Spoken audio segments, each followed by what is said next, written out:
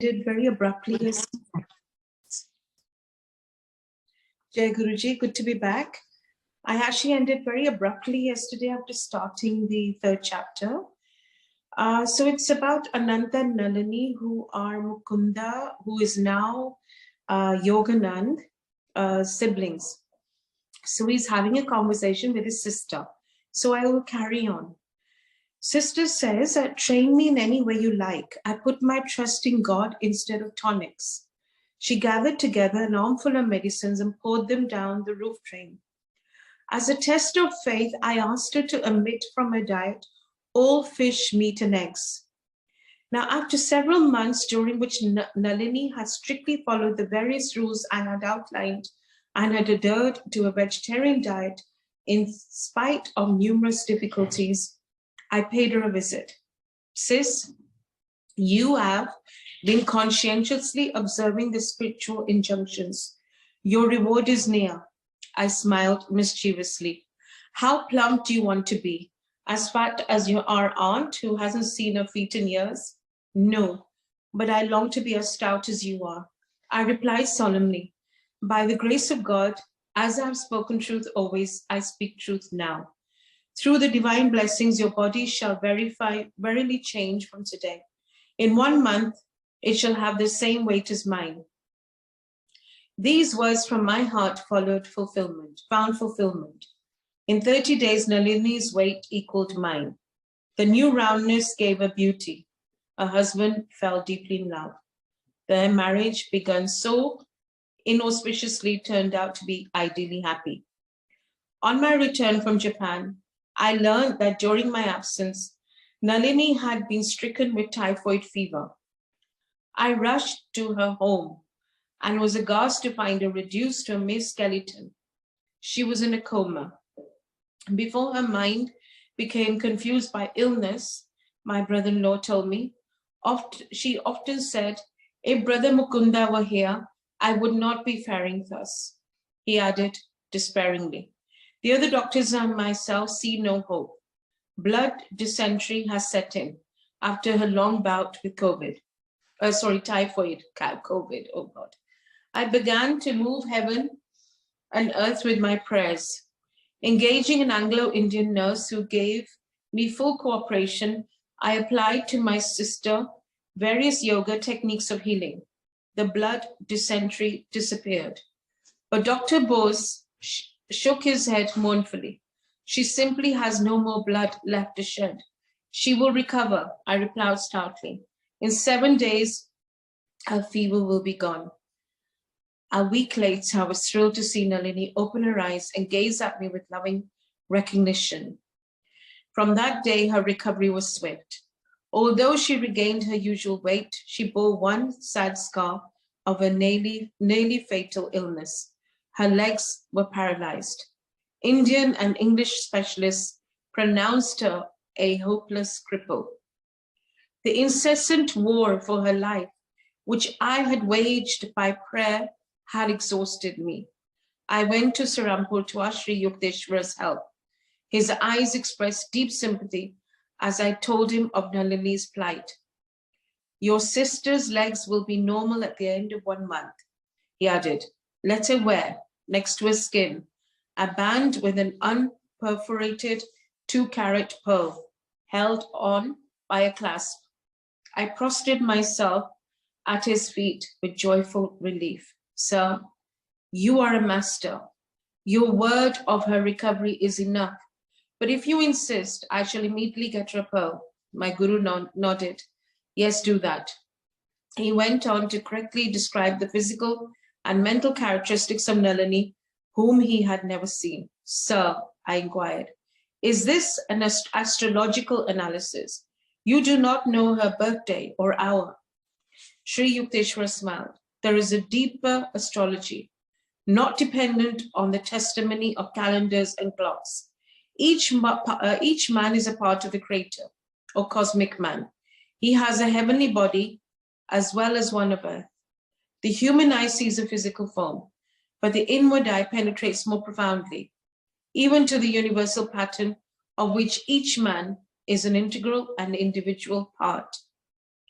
So this is very interesting. Though Guruji was against astrology and he came to remove us of our superstitions and gave no upai as such, but at times he would say, Sawa panch ke lo kale chane le, fir Gangas baha de, Yamunas baha de, you know, so it was just for our satisfaction. And of course, there is a science known as astrology, but then it has to be defined by, you know, a very accurate astrologer who can read. But last Guruji said, "Oh, par sakte ne, main badal sakna." So even to read, you need a skilled and very efficient and proficient astrologer. I returned to Calcutta and purchased a pearl for Nalini. A month later, her paralyzed legs were completely healed. Sister asked me to convey her heartfelt gratitude to my Guru. He listened to her message in silence. But as I was taking my leave, he made a pregnant comment. Your sister has been told by many doctors that she can never bear children. Assure her that in a few years she will give birth to 2 daughters. Some years later, to Nalini's joy, she bore a girl, followed in a few years by another daughter. Your master has blessed our home, our entire family, my sister said. The presence of such a man is a sanctification on the whole of India. Dear brother, please tell Shri Yukteswarji that through you, I humbly count myself as one of his Kriya Yoga disciples. So how beautiful. We are all connected, and through us, our family connects, friends connect, and we all get Guruji's Kalyan, his blessings. So chapter 26 is Science of Kriya Yoga. So the science of Kriya Yoga, mentioned so often in these pages, became widely known in modern India through the instrumentality of Lari Mashe, my Guru's Guru. The Sanskrit root of Kriya is Kri, to do, to act and react. The same root is found in the word karma, the natural principle of cause and effect. Kriya Yoga is thus union yoga with the infinite through a certain action or rite. A yogi who follows its technique is gradually freed from karma or the universal chain of causation. Because of certain ancient yogic injunctions, I cannot give a full explanation of Kriya Yoga in the pages of a book intended for the general public. The actual technique must be learned from a Kriyaban or Kriya Yogi. Here a broad reference must suffice. Kriya Yoga is a simple psychophysiological method by which the human blood is decarbonized and recharged with oxygen. The atoms of this extra oxygen are transmitted or transmuted into life current to rejuvenate the brain and spinal centers. By stopping the accumulation of venous blood, the yogi is able to lessen or prevent the decay of tissues. The advanced yogi transmutes his cells into pure energy. Elijah, Jesus, Kabir, and other prophets were past masters in the use of Kriya or a similar.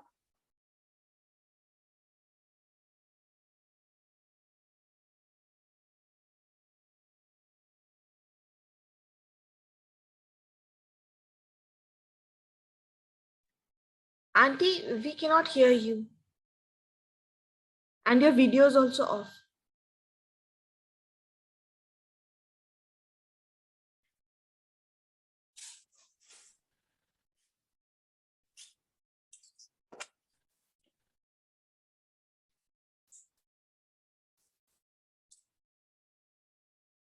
By stopping the accumulation of venous blood, the yogi is able to lessen or prevent the decay of tissues. The advanced yogi transmutes his cells into pure energy.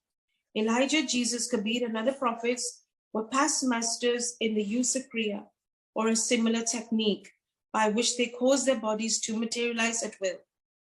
Kriya is an ancient science.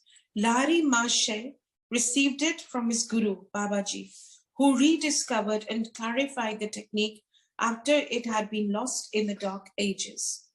The Kriya Yoga, which I am giving to the world through you in this 19th century, Babaji told Larry Mashe, is a revival of the same science which Krishna gave millenniums ago to Arjuna, and which was later known as Patanjali, and to Christ, Saint John, Saint Paul, and other disciples. Kriya Yoga is referred to by Krishna, India's greatest prophet, in a stanza of the Bhagavad Gita, offering inhaling breath into the outgoing breath and offering the outgoing breath into the inhaling breath. The yogi neutralizes both these breaths. He thus releases the life force from the heart and brings it under his control. The interpretation is, the yogi arrests decay in the body by an addition of life force and arrests the mutations of growth in the body by upon eliminating current, thus neutralizing decay and growth by quieting the heart. The yogi learns life control.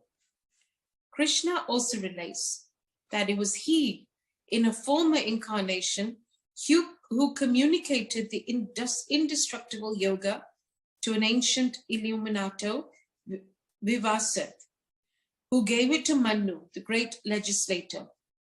He in turn instructed Ishwaku, the father of India's solar warrior dynasty.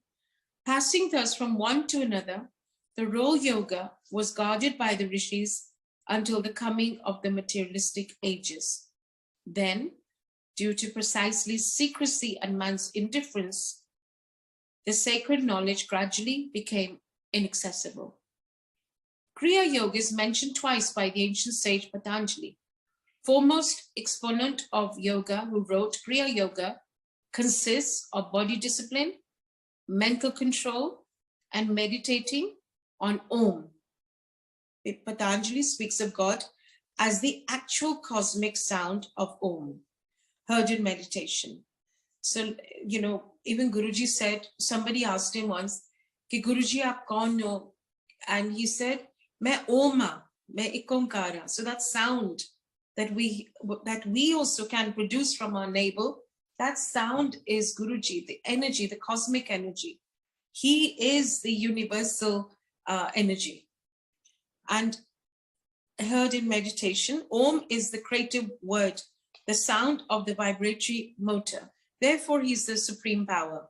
Even the yoga beginner soon inwardly hears the wondrous sound of Om. Receiving this blissful spiritual encouragement, the devotee becomes assured that he is in actual touch with divine realms. Patanjali refers a second time to the life control or Kriya technique thus. Liberation can be accomplished by that pranayam, which is attained by disjoining the course of inspiration and expiration. Sir Paul knew Kriya Yoga, or a technique very similar to it, by which he could switch life currents to and from the senses. He was therefore able to say, verily I protest by a rejoicing which I have in Christ. I die daily. By daily withdrawing his bodily life force, he united it by yoga union with the rejoicing of the Christ consciousness. In that felicitous state, he was consciously aware of being dead to the delusionally sensory world of Maya. In the initial states of God contact, the devotee's consciousness merges with the cosmic spirit. His life force is withdrawn from the body, which appears dead or motionless or rigid. The yogi is fully aware of his bodily condition of suspended animation. As he progresses to higher spiritual states, however, he communes with God without bodily fixation. And in his ordinary waking consciousness, even in the midst of exacting worldly duties. Kriya Yoga is an instrument through which human evolution can be quickened. Sri Yukteswar explained to his students, the ancient yogis discovered that the secret of cosmic consciousness is intimately linked with breath mastery. This is India's unique and deathless contribution to the world's treasury of knowledge. The life force, which is ordinarily absorbed in maintaining the heart pump, must be freed for higher activities by a method of calming and stilling the ceaseless demands of the breath. The Kriya Yogi mentally directs his life energy to revolve upward and downward around the 6 spinal centers. Okay, I won't go into them. So, which correspond to the 12 astral signs of the zodiac, the symbolic cosmic man. 1/2 minute of revolution of energy around the sensitive spinal cord of man effects subtle progress in his evolution. That 1/2 minute of Kriya equals 1 year of natural spiritual unfoldment.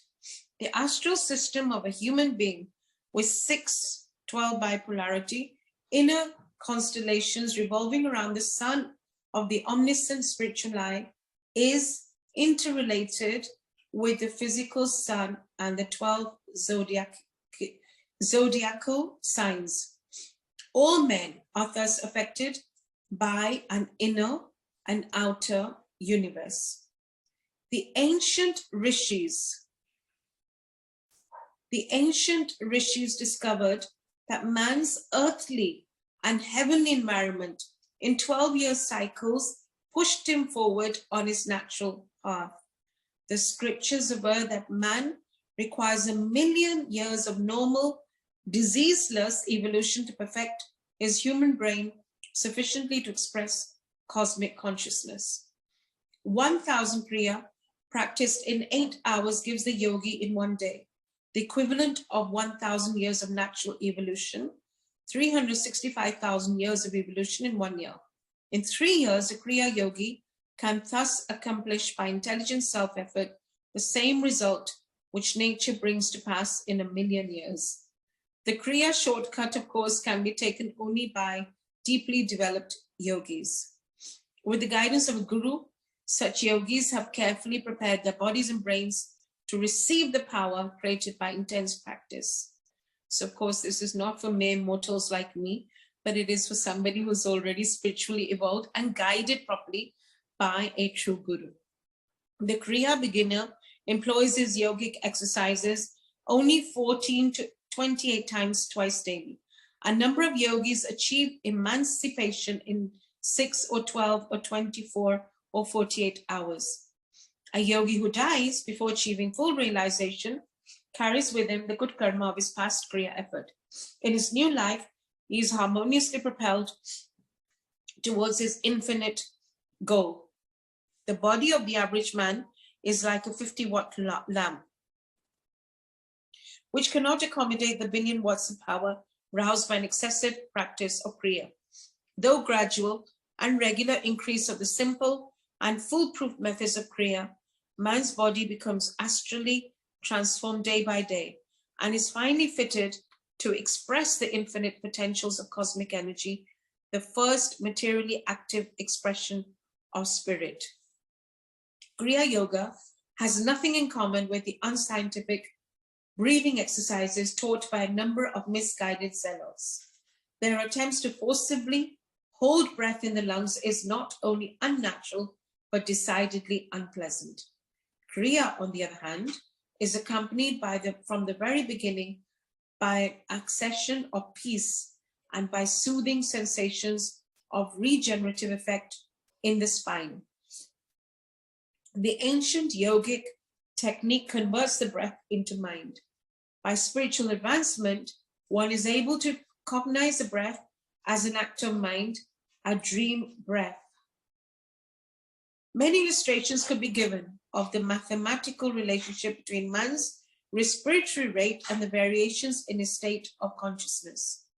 A person whose attention is wholly engrossed, as in following some closely knit intellectual argument or in attempting some delicate or difficult physical feat, automatically breathes very slowly. Fixity of attention depends on slow breathing. Quick or uneven breaths are an inevitable accompaniment of harmful emotional states, fear, lust, anger.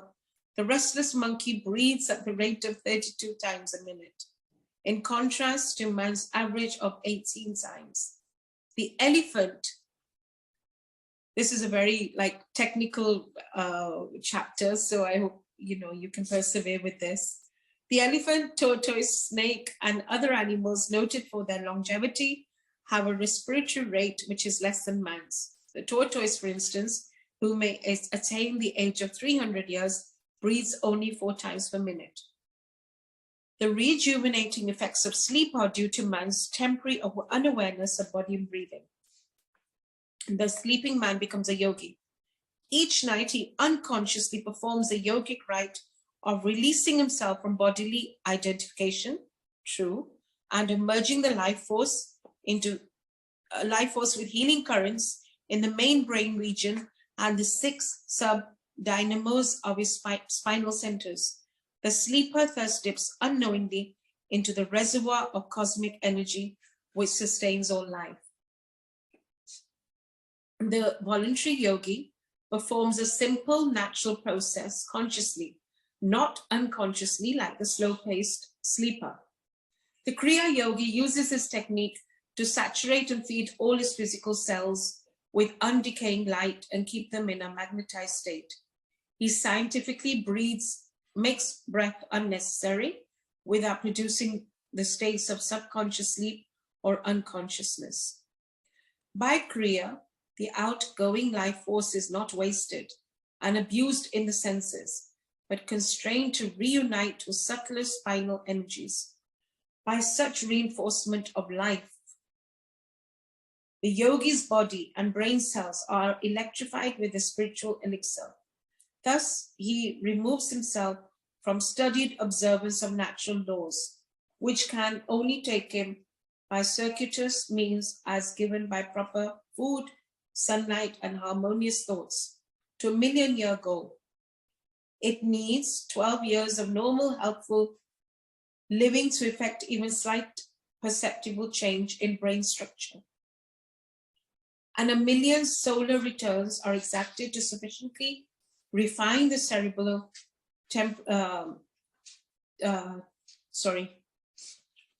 tenement for manifestation of cosmic consciousness. Untying the cord of breath, which binds the soul to the body, Kriya serves to prolong life and enlarge the consciousness to infinity. The yoga method overcomes a tug of war between the mind and the matter-bound senses and frees the devotee to re-inherit his eternal kingdom. He knows his real nature is bound neither by physical encasement nor by breath, symbol of the mortal enslavement to air, to nature's elemental compulsions. Introspection, or sitting in the silence, is an unscientific way of trying to force apart the mind and senses tied together by the life force. The contemplative mind, attempting its return to divinity, is constantly dragged back toward the senses by the life currents. Kriya, controlling the mind directly through the life force, is the easiest, most effective, and most scientific avenue of approach to the infinite. In contrast to the slow, uncertain bullock cart, theological path to God, Kriya may justly be called the airplane route. The yogic science is based on an empirical consideration of all forms of concentration and meditation exercises. Yoga enables the devotee to switch off or on at will. Life current from the 5 sense telephones of sight, sound, smell, taste, and touch. Attaining this power of sense disconnection, the yogi finds it simple to unite his mind at will with divine realms or with the world of matter. No longer is he unwillingly brought back by the life force to the mundane sphere of no longer is he unwillingly brought back by the life force to the mundane sphere of rowdy sensations and restless thoughts. Master of his body and mind, the Kriya yogi ultimately achieves victory over the last enemy, death. So shalt thou feed on death that feeds on men. And death, once dead, There's no more dying then. The life of an advanced Kriya Yogi is influenced not by effects of past actions, but solely by directions from the soul.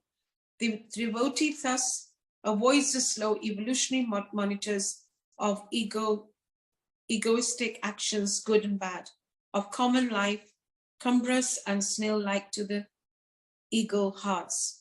The superior method of soul living frees the yogi who's shorn of his ego prison, taste the deep air of omnipresence. The thraldom of natural living is, in contrast, set in a pace humiliating.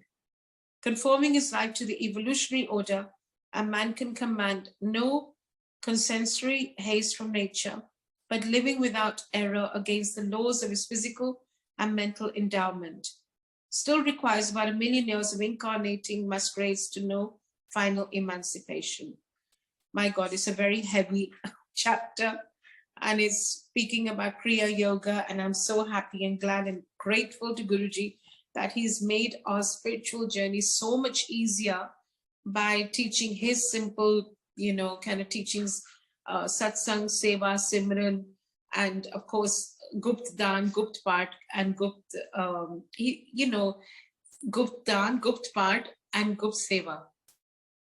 So, it's kind of like Guruji said, Gaur Kalyug mein, which we are living in now, and now especially in these Mara times, I feel so blessed to know Guruji and to be in his Sharan, because he's really simplified our lives and he's removed us from any kind of superstitions and ritualism and any kind of practices also.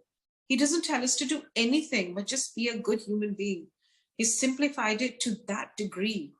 So the telescopic methods of yogis, of course, one day, maybe in one incarnation, we'll have to do Kriya Yoga. But I think in this lifetime, he just says, Changa insan bano. And once he used to, kind of bless people, his Sangat, he used to just say, Hoon banda ban gaya. So just to be a good human being is the greatest gift I feel we can offer Guruji. The telescopic methods of yogis, disengaging themselves from physical and mental identifications in favor of soul individuality, thus commend themselves to those who I would revolt 1,000 years. This numerical periphery is enlarged for the ordinary man, who lives in harmony not even with nature, let alone his soul, but pursues instead unnatural complexities, thus offending in his body and thoughts the sweet sanities of nature. For him, 2 times 1,000,000 years can scarce suffice for liberation. Gross man seldom or never realizes that his body is a kingdom governed by Emperor Soul on the throne of the cranium, with subsidiary regions in the 6 spinal centers or spheres of consciousness.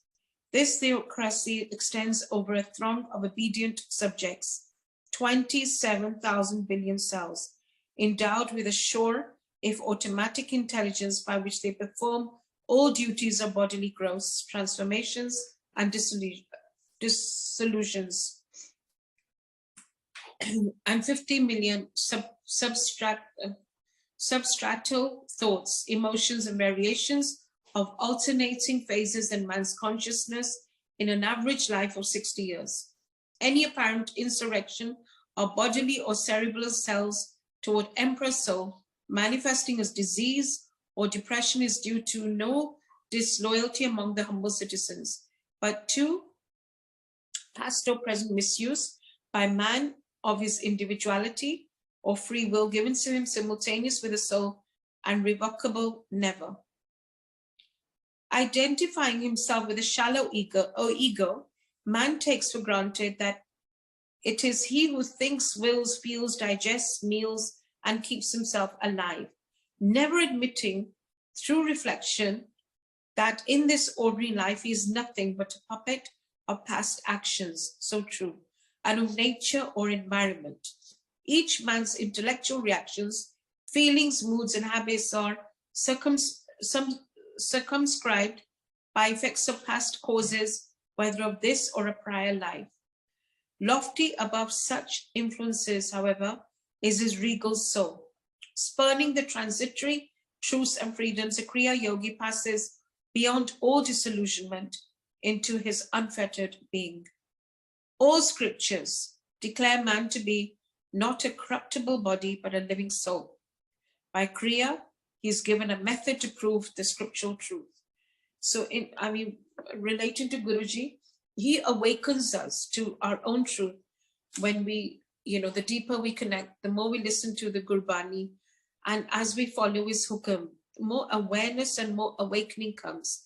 And there's a lot of self-awareness that comes in, and we watch ourselves, our five senses, and even our five, I would say, devices, Kam, Krodh, Lobh, Moh, we become very, very aware and awake and alert, very vigilant towards our own kind of vices and towards our own shortcomings. So it's so practical. Like you said, मैं practical guru हाँ, ऐहो जा guru तुहानू कित्थे मिलेगा? He used to say that because he was so joyful while he was enabling us to expiate all our karmas. Outward ritual cannot destroy ignorance because they are not mutually contradictory. Wrote Shankara in his famous century verses, realize knowledge alone destroys ignorance. Knowledge cannot spring up by any other means than inquiry. Who am I? How was this universe born? Who is its maker? What is its material cause? This is the kind of inquiry referred to. The intellect has no answer for these questions. Hence, the rishis evolved yoga as a technique of spiritual inquiry. Kriya Yoga is a real fire rite, often extolled in the Bhagavad Gita.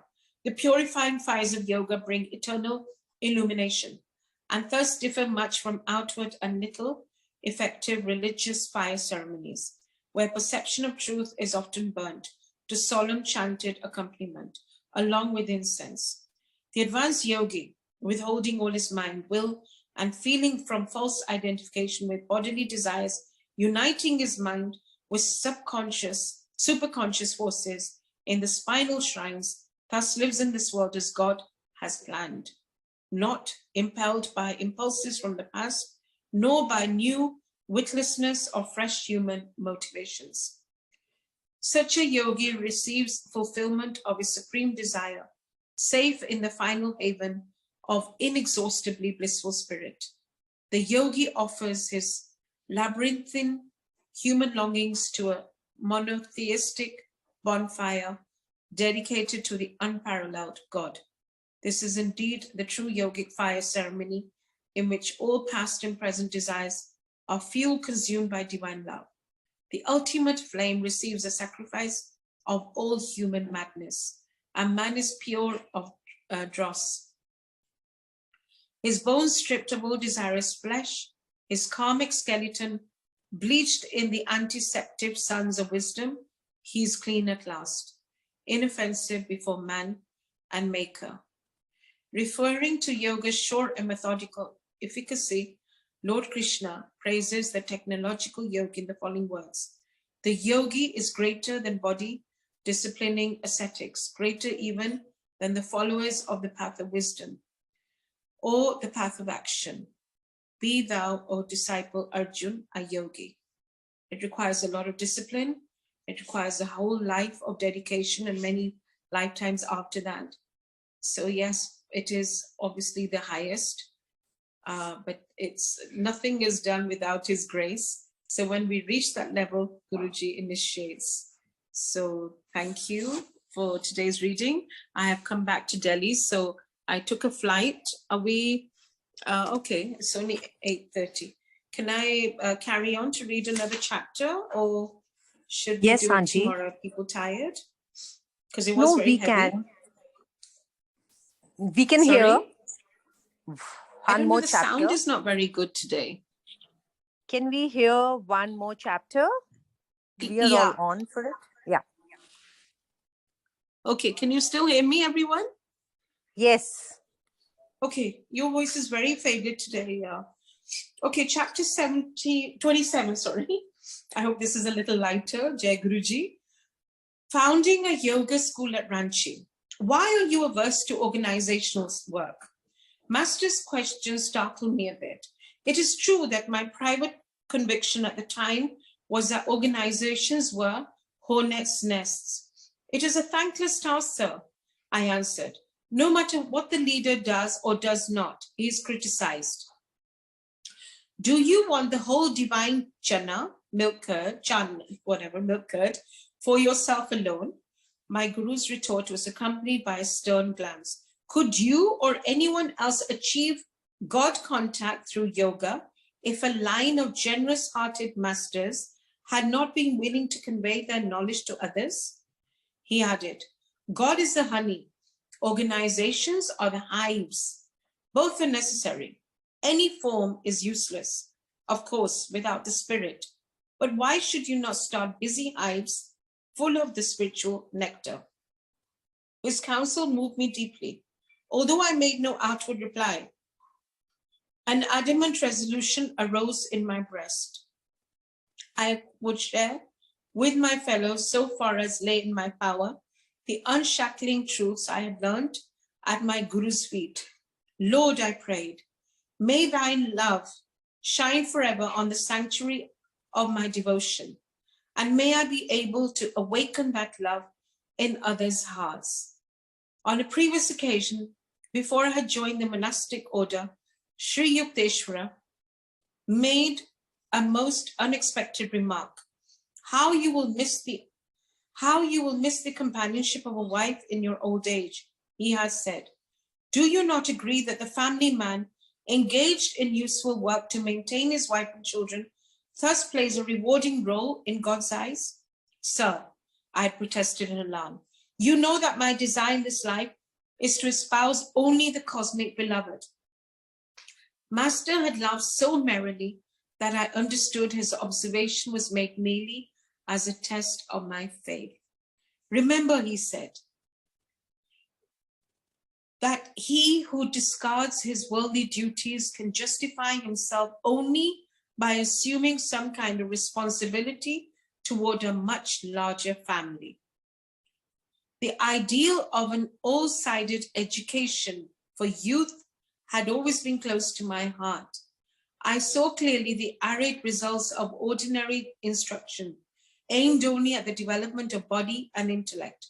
Moral and spiritual values without whose appreciation no man can approach happiness were yet lacking in the formal curriculum. I determined to found a school where young boys could develop to the full stature of manhood. My first step in that direction was made with 7 children at the small country site in Bengal. A year later, in 1918, through the generosity of Sir Manendra Chandra Nunde, the Maharaja of Kasim Bazar, I was able to transfer my fast-growing group to Ranchi.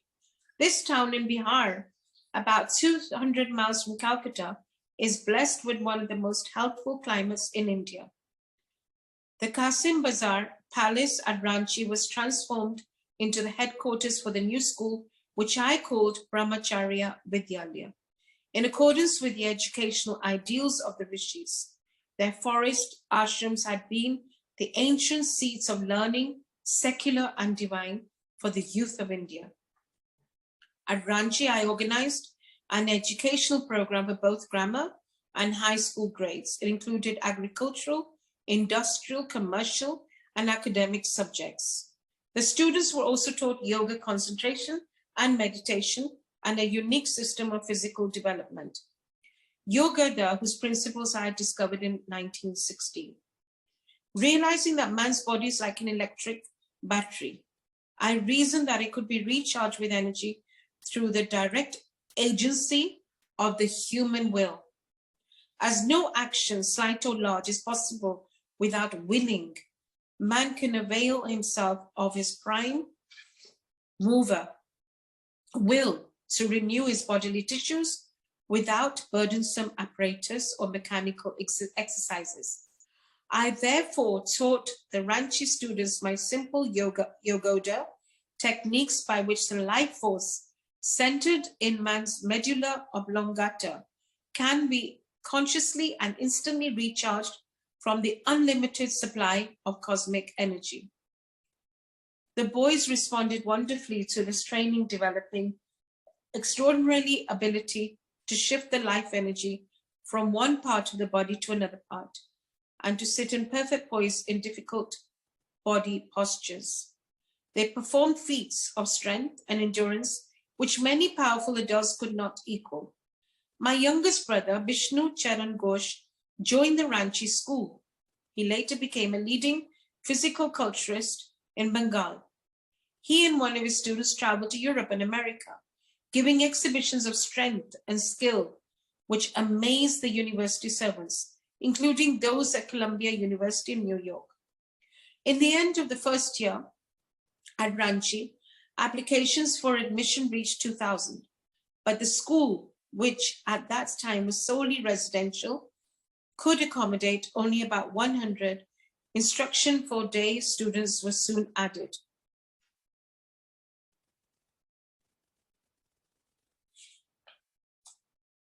In the Vidyalaya, I had to play father-mother to the little children and to cope with many organizational difficulties. I often remembered Christ's words, "Verily I say unto you, there is no man that hath left house, or brethren, or sisters, or father, or mother, or wife, or children, or lands for my sake, and the Gospels, but he shall receive 100-fold now in this time houses and brethren, and sisters and mothers, and children and lands, with persecutions, and in the world to come eternal life." Sri Yukteswar had interrupted these words. The devotee who forgoes the life experience of marriage and family and exchanges the problems of a small household and limited activities with the larger responsibilities of service to society in general is undertaking a task which is often accompanied by persecution from a misunderstanding world, but also by divine inner contentment. So those who actually dedicate their lives to seva, they are doing a much bigger task than undertaking the Gargristi. However, Guruji used to say, those who are already in the Gargristi must stay in the Gargristi, in the household responsibilities, because that is where you will remember God. See, it might, and service also begins there. There's a lot of service towards your husband, your spouse, your children. That is also a form of service, but it should not end there. It can begin there, but it should not end there. So, we must all contribute to the service of, connecting people to Guruji. As used to say, sabse badi seva कि आप बंदों को, लोगों को, generally, wherever you go, connect them to divinity. That is the biggest service anyone can do. So one day my father arrived in Ranchi to bestow a paternal blessing, long withheld because I had hurt him by refusing his offer of a position with the Bengal Nagpur Railway. "Son," he said, "I am now reconciled to your choice in life. It gives me joy to see you amidst these happy, eager youngsters. You belong here rather than with the lifeless figures of railroad timetables." He waved toward a group of a dozen little ones who were tagging at my heels. "I had only 8 children," he observed with twinkling eyes, "but I can feel for you." With a large fruit orchard and 25 fertile acres at our disposal, the students, teachers, and myself enjoyed many happy hours of outdoor labor in these ideal surroundings. We had many pets, including a young deer who was fairly idolized by the children. I too loved the fawn so much that I followed it to sleep in my room. At the light of dawn, the little creature would toddle over to my bed for a morning caress. One day, I fed the pet earlier than usual, as I had to attend to some business in the town of Ranchi. Although I cautioned the boys not to feed the fawn until my return, one of them was disobedient and gave the baby deer a large quantity of milk. When I came back in the evening, the news greeted me. The little fawn is nearly dead through overfeeding. In tears, I placed the apparently lifeless pet on my lap. I prayed piteously to God to spare its life. Hours later, the small creature opened its eyes, stood up, and walked feebly. The whole school shouted for joy. But a deep lesson came to me that night, one I can never forget. I stayed up with the fawn until 2 o'clock. When I fell asleep, the deer appeared in a dream and spoke to me. "You are holding me back. Please let me go. Let me go." All right, I answered in my dream. I awoke immediately and cried out, boys, the day is dying. The children rushed to my side. I ran to the corner of the room where I'd placed the pet. It made a last effort to rise, stumbled toward me, then dropped at my feet dead.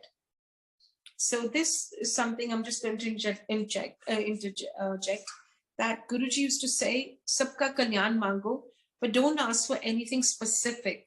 Like, if somebody is extremely sick, critically ill, and you're saying, isko life de do, Guruji. So that is very specific. First of all, we don't know their karma. And secondly, we don't know what's in their heart. So their heart might feel that they want to move on, that they must, progress on their spiritual journey, and they don't want to be held back. But we as people tend to put that ardas forward to Guruji. Ke Guruji, inko theek kar do, inko theek kar do. Guruji say, never ask for anything specific. सिर्फ दूसरों का जब कल्याण मांगते हो सिर्फ इतना बोलो, गुरुजी सर्वदा भला और सबका कल्याण करना गुरुजी. Make it very general, clear, because he knows best what's good for us. Like he said, ਤੁਹਾਨੂੰ ਦੀਵਾਰ ਤੱਕ ਨਜ਼ਰ ਆਉਂਦਾ ਹੈ, ਤੁਹਾਡੇ ਕੋਲ ਮਾਇਓਪਿਕ ਵਿਜ਼ਨ ਹੈ, ਮੇਰੀ ਤਾਂ ਬਹੁਤ ਅੱਗੇ ਤੱਕ ਵਿਜ਼ਨ ਹੈ, ਮੈਨੂੰ ਪਤਾ ਹੈ ਕਿ ਦੀਵਾਰ ਤੋਂ ਅੱਗੇ ਹੈ, ਤੁਹਾਡੇ ਪਾਸ present and future ਸਭ ਮੈਨੂੰ ਦਿਖਦਾ ਹੈ. He's the all-knowing God. He's the supreme power. He knows everything about us. We don't need to worry about anything. And, we just need to surrender to at his lotus feet. So we're almost over now with this. So according to the mass karma, which guides and regulates the destinies of animals, the day life was over and it was ready to progress to a higher form. But by my deep attachment, which I later realized was selfish, and by my fervent prayers, I had been able to hold it in the limitations of the animal form, from which the soul was struggling for release. The soul of the deer made his plea in a dream, because without my loving permission, in either would not or could not go. As soon as I agreed, it departed. So we must be in tune with those, whether it's our pet. I remember my daughter had Mojo and she was holding him back. He was extremely sick, but every time he would fall sick, she would hold him back. And then she realized he's suffering so much, she must succumb to the, to the mercy of God. And she just said, okay, Mojo, you can go. And he actually left. So we hold people back, and pets and animals. So I think, like they say, let go and let God. All sorrow left me. I realized anew that God wants his children to love everything as a part of him and not to feel delusively that death ends all. The ignorant man sees only the unsurmountable wall of death, hiding seemingly forever his cherished friends. But the man of unattachment, he who loves others as expressions of the Lord, understands that at death, the dear ones have only returned for a breathing space of joy in him. The Ranchi school grew from small and simple beginnings to an institution now well known in India. Many departments of the school are supported by voluntary contributions from those who rejoice in perpetuating the educational ideals of the rishis. Under the general name of Yogada Sat Sangha, flourishing branch schools have been established at Mindapur, Lakshmanpur, and Puri. The Ranchi headquarters maintains a medical department where medicines and the services of doctors are supplied freely to the poor of the locality. The number treated has averaged more than 18,000 persons a year. The Vidyalaya has made its mark too in Indian competitive sports and in the scholastic field, where many Ranchi alumni have distinguished themselves in later university life. The school, now in its 28th year and the center of many activities, has been honored by visits of eminent men from East and the West. One of the earliest great figures to inspect the Vidyalaya in his first year was Swami Pranabandhan. Swami Pranab Ananda, the Benares saint with two bodies. As the great master viewed the picturesque outdoor classes held under the trees and saw in the evening that young boys were sitting motionless for hours in yoga meditation, he was profoundly moved. Joy comes to my heart, he said, to see that Larry Mache's ideals for the proper training of youth are being carried on in this institution. My guru's blessings be on it. A young lad sitting by my side ventured to ask the great yogi a question. Sir, he said, shall I be a monk? Is my life only for God? Though Swami Pranabhananda smiled gently, his eyes were pacing the future. Child, he replied, when you grow up, there is a beautiful bride waiting for you. The boy did eventually marry, after having planned for years to enter the Swami order. Sometime after Swami Pranabhananda had visited Ranchi, I accompanied my father to the Calcutta house where the yogi was temporarily staying. Pranabhananda predicted, made to me so many years before, came rushing to my mind. I shall see you with your father later on. As father entered the Swami's room, the great yogi rose from his seat and embraced my parent with loving respect. Bhagavati, he said, what are you doing about yourself? Don't you see your son racing to the infinite? I blushed to hear his praise before my father. The Swami went on. You recall how often our blessed Guru used to say, Banat Banat Ban Jai. To keep up Kriya, Yogi ceaselessly and reach the divine portals quickly. The body of Pranabandha, which had appeared so well and strong during my amazing first visit to him in Benares, now showed definite aging, though his posture was still admirably erect. Swamiji, I inquired, looking straight into his eyes, please tell me the truth. Aren't you feeling the advance of age? As the body is weakening, are there your perceptions of God suffering any diminution? He smiled angelically. The beloved is more than ever with me now. His complete conviction overwhelmed my mind. And so, he went on, I am still enjoying the two pensions, one from Bhagavati here and one from above. Pointing his finger heavenward, the saint fell into an ecstasy, his face lit with a divine glow, an ample answer to my question. Noticing that Pranabhananda's room contained many plants and packages of seed, I asked their purpose. Well, I have left Benares permanently, he said, and am now on my way to the Himalayas. There I shall open an ashram for my disciples. These seeds will produce spinach and a few other vegetables. My dear ones will live simply, spending time in blissful God union. Nothing else is necessary. Father asked his brother disciple when he would return to Calcutta. Never again, the saint replied. This year is the one in which Larry Maharshi told me I would leave my beloved Benares forever and go to the Himalayas, there to throw off my mortal frame.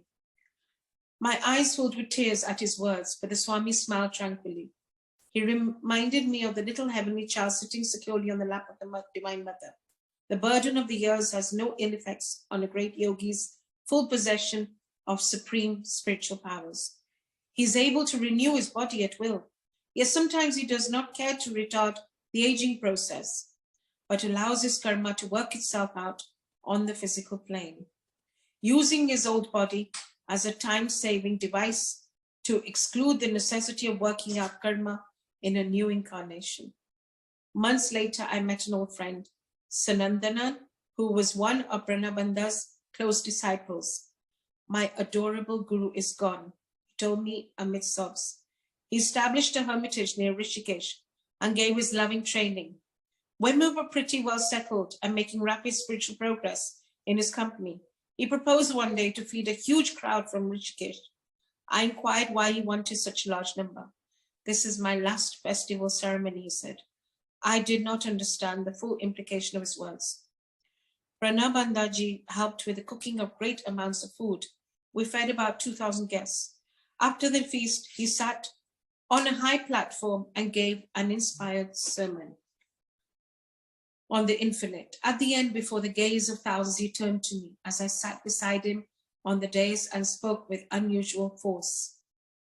Sanandan, he prepared, I am going to kick the frame. After a stunned silence, I cried loudly, Master, don't do it. Please, please don't do it. The crowd was tongue-tied, watching us curiously. My guru smiled at me, but his solemn gaze was already fixed on eternity. Be not selfish, he said. No grief for me. I have been long cheerfully serving you all. Now rejoice and wish me Godspeed. I go to meet my cosmic beloved. In a whisper, Pranabandha added, I shall be reborn shortly. After enjoying a short period of the infinite bliss, I shall return to earth and join Babaji.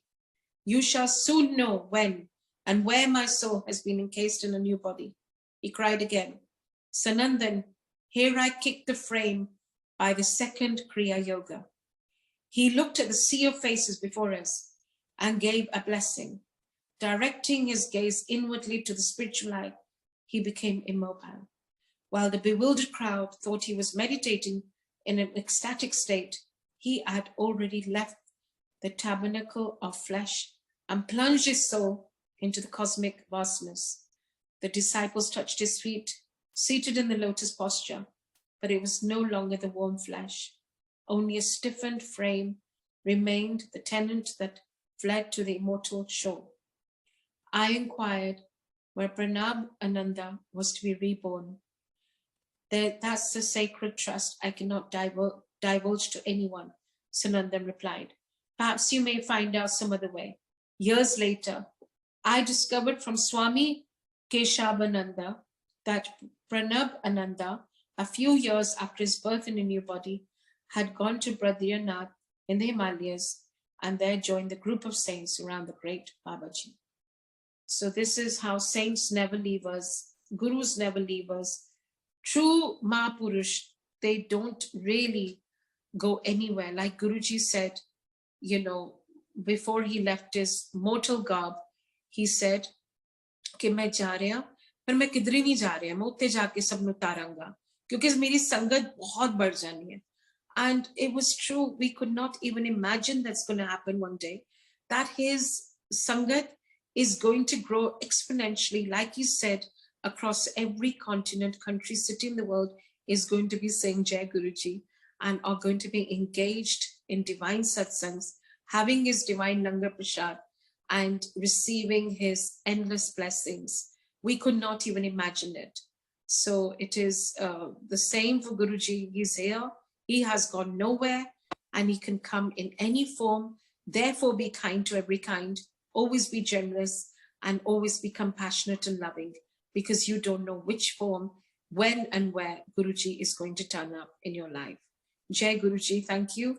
And I'm not going to apologize for that long Kriya Yoga chapter. It's part of the growth. It's part of the learning. But yes, it was a little complex and a little also, I would say, difficult to understand, a little cryptic. But yes, I hope we can all reach that level of spiritual growth. So Jai Guruji, thank you. Jai See Guruji, you all Auntie. Thank tomorrow. you so much. Yeah. See you tomorrow.